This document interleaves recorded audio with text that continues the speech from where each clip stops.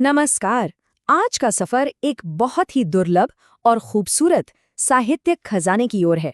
चलिए इसके पन्ने पलटते हैं और देखते हैं एक ऐसी कहानी जो समय और भाषा के बंधनों से कहीं आगे है।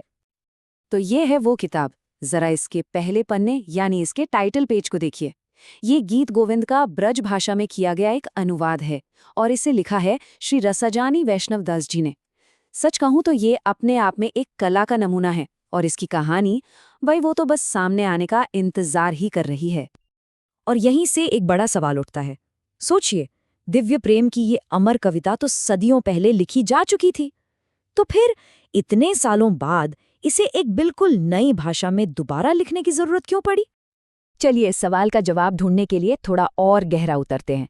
हम बात करेंगे इस काव्य के खजाने की, फिर देखेंगे कि असली गीत गोविंद क्या था, फिर समझेंगे ब्रज भाषा का उदय कैसे हुआ, जानेंगे उस कवि और उनकी परंपरा के बारे में, और आखिर में बात करेंगे अनुवाद की इस विरासत की। तो सबसे पहले हम इस एक किताब के पन्नों में झांककर देखेंगे कि इसमें क्या इतिहास और क्या महत्व छिपा है। अच्छा, ये अनुवाद कैसे बना, ये समझने के लिए हमें सबसे पहले इसके सोर्स को यानी इसकी जड़ को देखना होगा। तो असल में गीत गोविंद है क्या? ये 12वीं सदी की एक बहुत ही मशहूर संस्कृत कविता है जिसे लिखा था कवि जयदेव ने, और इसमें कहानी है कृष्ण और राधा के दिव्य प्रेम की। लेकिन हुआ ये कि सदियों तक इसकी जो गहरी खूबसूरती थी, इसका जो मतलब था, वो सिर्फ संस्कृत के बड़े बड़े विद्वानों तक ही पहुंच पाया। और इसी वजह से वो सवाल और भी बड़ा हो जाता है कि आखिर एक नए वर्जन की जरूरत ही क्यों पड़ी। तो फिर ऐसा क्या बदला? इस महान कहानी को दोबारा कहने के लिए एक बिल्कुल नई भाषा को ही क्यों चुना गया?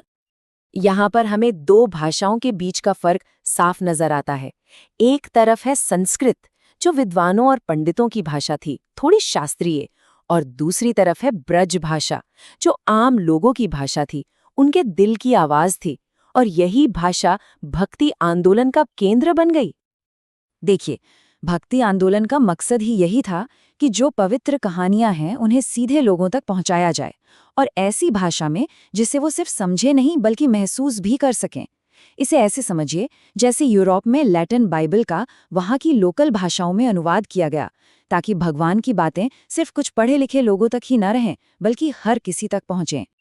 तो सवाल ये है कि वो कौन थे, वो रचनाकार कौन थे जिन्होंने इतना बड़ा काम अपने हाथ में लिया? किताब की शुरुआत में ही इसके अनुवादक अपना परिचय देते हैं। उनका नाम है रसजानीवै वैष्णव दास जी, और वो ये भी बताते हैं कि वो मशहूर टीकाकार श्री प्रियादास जी के बेटे हैं। मतलब एक बहुत ही मजबूत साहित्यिक विरासत से आते हैं।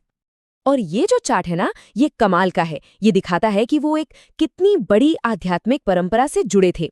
उनकी जो गुरु शिष्य परंपरा है वो पीढ़ी दर पीढ़ी महान गुरुओं से होते हुए सीधे श्री कृष्ण चैतन्य महाप्रभु तक जाती है, और यही जुड़ाव उन्हें इस पवित्र ग्रंथ की एक नई व्याख्या करने का अधिकार देता है। तो यहाँ जो सबसे जरूरी बात समझने वाली है वो ये है कि ये किताब सिर्फ एक ट्रांसलेशन नहीं है। नहीं, ये एक बहुत ही जरूरी सांस्कृतिक काम है। चलिए जरा इस काम को और करीब से देखते हैं। एक तरफ देखिए, जो भूमिका का हिस्सा है वो गद्य की तरह, मतलब प्रोज की तरह लिखा गया है, काफी घना सा। और दूसरी तरफ कविता के जो पन्ने हैं वो कितने सुंदर लयबद्ध तरीके से लिखे गए हैं।